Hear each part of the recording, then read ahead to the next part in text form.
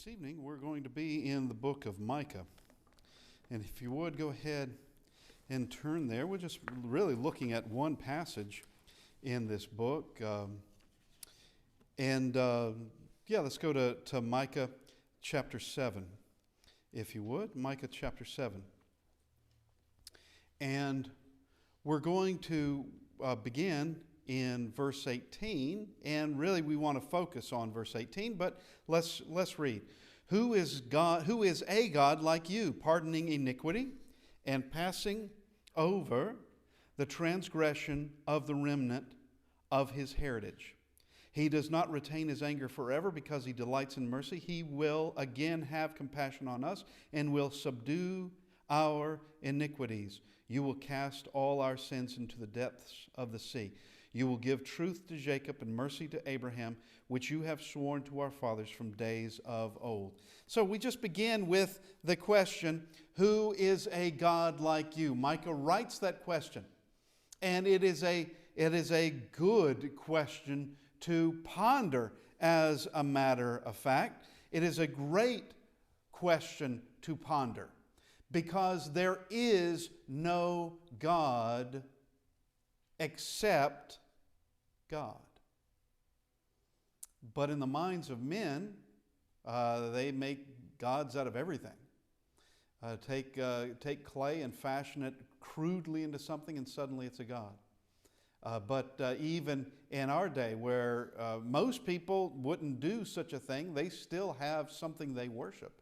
Whether they made it with their hands or just something else, they will worship. People will worship something. But who is a God like you? Now, we were speaking just this morning of Moses beginning Genesis, and it had been around 1300 BC, 1,300 years BC. And we have God being presented from the beginning as powerful, as intelligent, as wise, as extraordinarily foresightful, as extremely merciful. We see that. And having a forbearance. And that doesn't change all the way through the Bible. Nothing changed concerning God. God does not change. There is no shadow of turning with Him. But all we have to do is go and examine some of their basic mythology of the day. And we find that the idea of Jehovah is completely different from any other idea of a God. Let's just start with Mesopotamia. Mesopotamia, yes, they had gods, and they had gods of all sorts. But in their mind, there was, if a stranger came into town from another country, bringing in and speaking about another god, they would not argue with that person. They would just say, yep, that's another god to add to the gods. That's a god that resides over there, wherever he came from. That's a god over there. Or if we have a god of rain and he has a god of rain, then basically it's the same god, he just has a different name for him. But they would literally have hundreds of gods, thousands of gods, depending, and there was not one that was seen over another, but it's basically what you needed today. If you needed rain today, you would pray to the God who should bring rain. If you needed a good harvest, you'd pray to that God. If you needed it not to be flooding at the river, you would pray to that God. It never thinking, I don't suppose, that there is just one God. Now, with the Egyptians did the same thing. They had the same thing. Now, I think they were less tolerant of foreign ideas because they seem to have been less tolerant. Of course, they weren't as much of a crossroads as Mesopotamia was. It doesn't matter. But we see the same thing concerning the Athenians in the first century. They were very much a crossroads in the Mediterranean world. Well, not so much a road as the sea. And in the Mediterranean, you had all these various ships coming from around the known world into Corinth. I'm sorry, we want to talk about Athens. I'm got Corinth and Athens both on my mind. Corinth was the same as Athens, but let's talk about Corinth. Corinth did have numerous gods, just like Athens did, numerous gods that were represented there in its city. And it would be basically the same thing. This is the god of the Hittites or whomever. This is the god of Tyre. This is a god of the Egyptians. This is a god of those of Tarshish, that have all this assortment, and everyone would see these gods as someone. But under the Greeks were a little bit different than the Mesopotamians. Under the Greeks, quite often, if you just read your Greek tragedies, I mean, you don't have to, obviously, but with something like the Greek tragedies, you'll find that while you're trying to appease one god, you've angered another. Or one god is trying to help you, and then 5 others want to destroy you because of that, while trying to foil the plans of this other god. There's always something going on. But God, Jehovah God, is not like that at all. He is not a God of hatred, though there are things that He hates. Don't you? Aren't there things you hate? Someone mistreats you? Do you like that or not? There are things that God does not want to be. Don't you? That there are certain things that He would prefer to end. Same as you. You want people to continue to steal from you? Well, God doesn't want that either. And He has forbidden such. But that doesn't mean that He's going to hop in every time someone steals an object. That's not what He's going to do. But in the day of judgment, He'll take care of it. In the day of judgment. But who is a God like you? Here is what God brings. He brings a world perfectly harmonious in its works, like cogs in a machine. That everything dependent on so many other things that have to exist at the same time. The oceans have to circulate.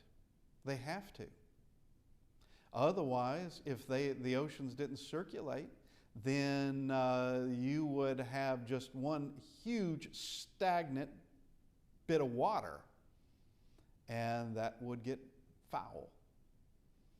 But they circulate. And with that circulation, there's got to be weather. And with that weather, there's going to be storms. And with those storms, there is the emptying out of rain onto the lands. And with that, you have grass and other plants. With that, you have herbivores that eat those things. With that, you have other creatures that prey on them. And all goes together from the single cellular things to small insects to plants to going all the way up to mammals.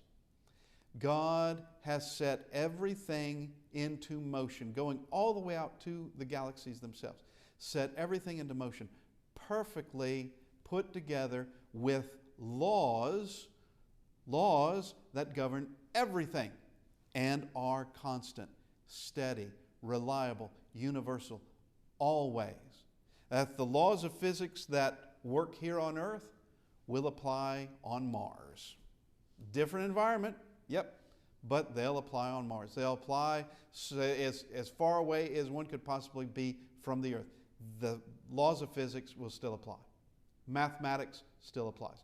Time still applies. It's all very constant. Now, there are individuals through time who have recognized. Let's just look briefly at, let's go to Psalm 19.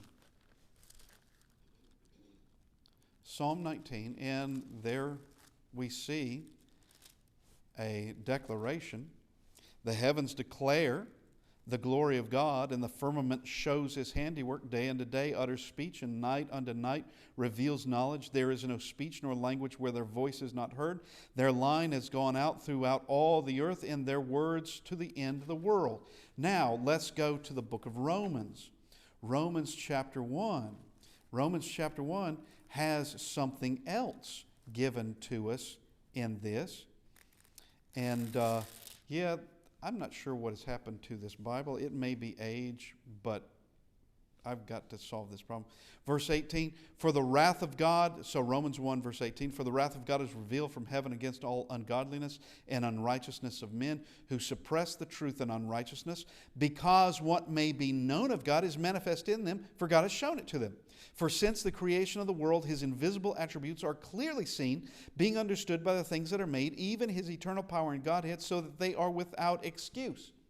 So Psalm 19 says the sky, what occurs in the sky, is a daily, constant sermon that God exists. And here in Romans chapter 1, written centuries later, also saying that the power of God, the intelligence of God, the wisdom of God, the foreknowledge of God, all that can be known from creation itself. His invisible attributes can be understood. His invisible attributes are clearly seen, being understood by the things that are made, even his eternal power and Godhead, so that they are without excuse. Now, there are men through time who, they saw that. And actually, the majority of people who've ever lived, the grand majority of people who've ever lived, have seen that and known that God, someone extremely powerful, deity, has created everything. Of course, we've talked about Thales of Miletus. He is known as the father of Greek philosophers. But there's also the physicist Eugene Wigner, who states the mathematical underpinnings concerning the mathematical underpinnings of nature, quote, is something bordering on the mysterious, and there is no rational explanation for it. Realizing that the mathematics found in nature shouldn't exist naturally. Just by way of chaos, there is order. In a place where there's nothing, just a void, there's now something, and a highly ordered something. Richard Feynman, he was an atheist and a physicist.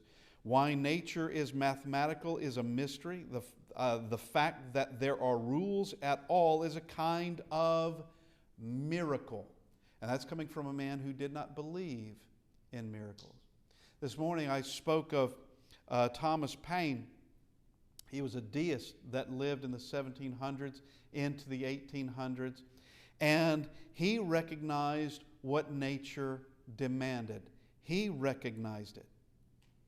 And in this, who is a God like you? First off, he can be recognized. His presence, his power from the creation, he can be recognized and know that he exists. From everything being highly ordered, we can know that there are laws governing everything. Therefore, he must be someone concerned with laws. But there's also that of him being righteous and holy. Righteous and holy. Two words you would never use to describe the Greek gods. You wouldn't call them that way. Or really, the gods of Egypt, or the gods of Mesopotamia, or the gods of whomever. You would never refer to them as righteous and holy. And with some of them, they're out and out evil. And with some of them, they despise mankind. With some of them, they are more of a threat than they are of any help or benefit to mankind. But with Jehovah, our Creator, He is righteous and holy. There is none other like Him. Truly none other. And He is also irrefutable, as Thomas Paine also put out. Once again, he was a deist. He wasn't a Christian, but he was a deist, but he did put out a refutation. He did put out an argument that God, the existence of God, is irrefutable. He must be. Now, we come back to Micah chapter 7, verse 18. Who is God like you? Next words, pardoning iniquity. So he's concerned. He truly is righteous. Pardoning iniquity, recognizing iniquity. And it is an amazing thing, if you ask me, that here we are, free moral agents. Here we are, created to be able, creating to will ourselves to do right or to do wrong. We can do that. We can make the choices, make moral choices, and we make moral choices every day. The animal world can't do that, but we do. And it is of note that, going back to who is a God like you, that there would be men who would look at their array of gods and goddesses and be able to say, that one did evil in this particular thing, and that one didn't improve or has never improved, and this one has makes serious moral mistakes and flaws. And even atheists will appeal to a moral law when in fact under atheism there should never be a moral law at all. If there is no God, there should not be a moral law. We shouldn't even have the ability to make those choices. It would be invisible to us because it simply wouldn't exist. Just like a shark never makes moral choices. Doesn't. It's just a shark. Now, He is righteous and holy, and He has He pardons iniquity. And this is a plan that was from the beginning. Just this morning, we spoke about Genesis chapter 3. Genesis chapter 3 and the entrance of sin into the world. And there is a promise of defeating sin. Someone in time, someone in due time would be born and take care of sin. There's a plan, I said from the beginning, it was a plan before the beginning. It was a plan going back to eternity. Now, there is also love from Him, because it is from love that one would pardon iniquity. And there is justice in it, and understanding that iniquity must be punished. But that love saying, yes, but we can pardon this one. At that of repentance, at that of wanting forgiveness, at that of correction and humility and putting themselves back in the will of God, there is a pardoning that is done. And God is willing to do that. So we have to ask, who else is willing to do that? Who else is there? Well, there is no one else, but even in works of fiction, there really is no one who is willing to do that. And coming down to the next little line, and passing over the transgression of the remnant of His heritage. How many times did God forgive Israel? It was a lot. Just say that. I can't count them all. By no means. I can't even count the ones that are recorded through the Bible. But we go to Romans chapter 11 and verse 12.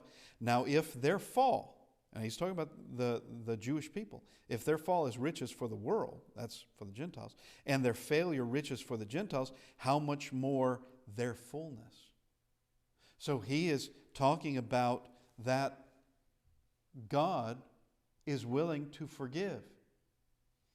Just like Paul, who's writing to the Romans, Paul is Jewish. He's an apostle of Christ. And there were plenty of others. Barnabas, of course, all the rest of the apostles, but Timothy, and we can look at Silas, and we can look at so many others, that they are Jewish and they are Christians. But not every one of them, not every one of the Jews went and followed Christ. And here, Paul is saying, but anyone, including the Jews, anyone, he's talking about the Jews specifically here, can follow Christ. Any one of them, though they fell, they can rise again. They can rise, and how much more their fullness if they were to return. Now he passed over the transgression of the remnant of his heritage. He passed over that, and he had forgiveness on them again and again through time. And there were points when there had to be punishment so that there could be reform. As we very well know, where someone is allowed to just continue in their sins, someone is continued to allowed to continue in whatever wrongdoing they're up to, the likelihood that's just going to escalate and escalate, and it'll never get in hand. It'll never come back down. It'll just continue on. There has to be something to occur to bring about reform, and sometimes it had to be hard. Sometimes, such as 70-year captivity among the Babylonians. That was a hard punch. Sometimes it would be that there was death on a large scale. Not everyone died, and those left were expected to repent. They were expected to reform themselves. But we come to this next line in Micah. He does not retain his anger forever. Let's go to Psalm 195. No, sorry. There is no such thing. Psalm 136. I don't know, that number just came up randomly. Psalm 136. Oh, give thanks to the Lord, for he is good, for his mercy endures forever. Oh, give thanks to the God of gods, for his mercy endures forever. Oh, give thanks to the Lord of lords, for his mercy endures forever. What's the message here? I think it's kind of obvious because it continues on. To him who alone does great wonders, for his mercy endures forever. He doesn't retain his anger forever, but his mercy endures that way. His mercy endures forever, but his anger does not. He does have mercy. In Luke chapter 15, there are several parables there. There's the parable of the 100 sheep. Shepherd loses one of them. The shepherd doesn't go out to find that sheep, to kill the sheep or to punish the sheep, but to bring that one sheep back.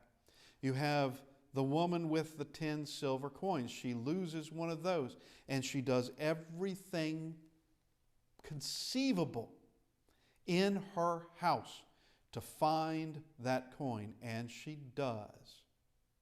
Now that's, in both cases, that's a love of God for us. It's mercy for us. God wanting us to return to him.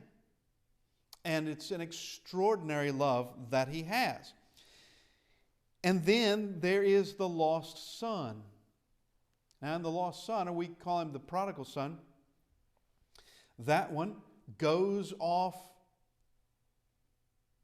and despises the father's home, despises the father, despises everything about it, and just absolute rebellion, running off. And the father always waited for his return in the hopes that he would. Not to smirk at his failures or to laugh at his calamity, not to do that, but to welcome him home. And in the parable, the prodigal son does return home, which gives a lot of hope that one can return to him. But that requires something on our part, returning back to the Father. So we go back to Micah 7:18 and we continue on.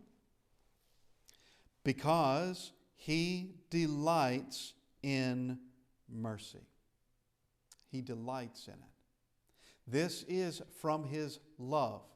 One would not delight in mercy who does not have love. A tyrant who has no love, no compassion for anyone, would just have someone pushed off into an execution, no consideration of mercy, kill them because the tyrant can kill them. Kill them because the tyrant was just angry. Kill them just for the sake of doing it. But God is not like that. Here, he delights in mercy. And as that father of the prodigal son, as we can see from him, he waits and he desires and he hopes for the return of that prodigal. Not for the hope of punishing the prodigal, but to welcoming that prodigal back. That is delight in mercy. Now, it's obvious that he has a show of love because he sends his own son to this earth. He sends his own son to this earth who is going to suffer and die for the resolution of sin. To die as the solution to sin. To die as the sacrifice that is necessary for all of mankind. That can take away the sins of the world. That's what that sacrifice did. Now, if he did not delight in mercy, that would have never happened. Now, as Paul writes to the Jews, that's a stumbling block. The message of the cross. And to the Greeks, it's just a curiosity to them. It's something that they didn't quite understand, nor could they make it out. That here, this message of the cross becomes this thing to them that they just don't like. Let's go to 1 Corinthians. And we see chapter 1, verse 21. For since the wisdom of God, the world through wisdom did not know God, it pleased God through the foolishness of the message preached to save those who believe. For the Jews request a sign and the Greeks seek after wisdom. But we preach Christ crucified, to the Jews a stumbling block and to the Greeks foolishness. Not to say that the message truly was foolish. It's just regarded that way among those who are perishing. It's regarded that way among those who simply don't care about it. Who want to regard it as being foolish.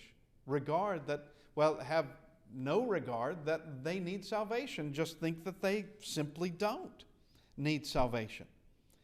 And God has given us His Son because He does delight in mercy. So much so that you have the Son of God in Gethsemane praying that this cup pass from Him. And it doesn't. That what was about to transpire would not transpire. that there be an easier path. But the one who delights in mercy knows there is no other path, and it must be done. God, who delights in mercy, knew what had to be done and was willing to pay the price to do it. The Son of God also knew what had to be done and willingly went to the cross. There is a God who delights in mercy.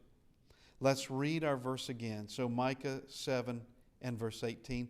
Who is God like you, pardoning iniquity and passing over the transgression of the remnant of his heritage? Willingly does that. He does not retain his anger forever. He does get angry, but it's not forever. He does get angry, but he can be appeased. And he can become well pleased with someone because he delights in mercy. No one is like him. Christ brings a message of peace, a message of hope, a message of love.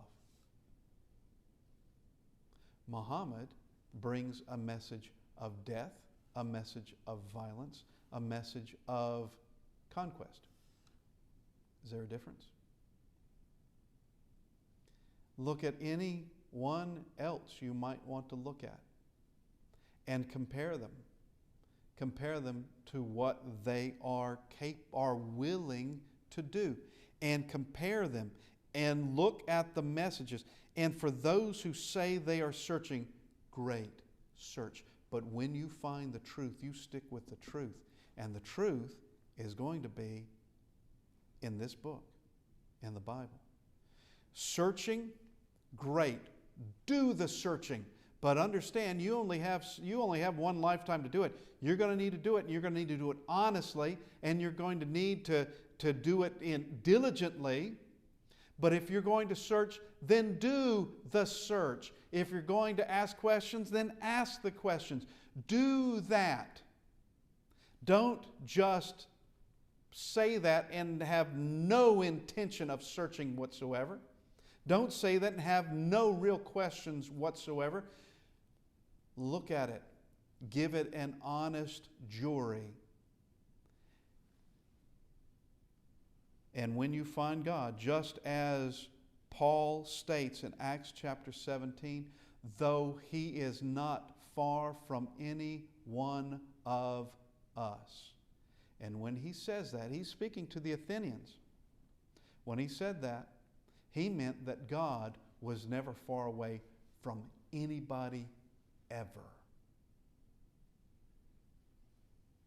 Not far from the Greeks, never was far from them, always. Not far from the Jews, always was with them. But that he was to be sought after, that we should seek him, though he is not far from any one of us. So when you find him, here's the thing, a lot of people, when they find him, they don't like what they find, they move on. But for your own salvation, for your own good, for your own welfare, for your own eternity, when you find him, you cling to him and let him speak. Don't let somebody else speak for him. Let him speak. Read it for yourself. You're an individual. It's to be individual faith, not dependent on anybody else. You look at it, you examine it, you put it to the test, you see. There is no God like Jehovah. This evening, let's look at our lives and how we're living it. We can make our lives into a wreck. But God can repair anything. He doesn't take away every consequence that one may have set in motion. But he can take care of us and help us. And he delights in mercy. But he also has justice. And he also is righteous and holy. And those things, that all demands that punishment is done for whom it's due. And mercy is given for those who've obeyed Him. Everything's going to be on His terms, not ours. It would be nothing but confusion if that was the case. It's on His terms. And He has been the one gracious in this, doing all these things well before we even existed. And all we have to do, it's easy, is to learn it and live it. Just obey His words.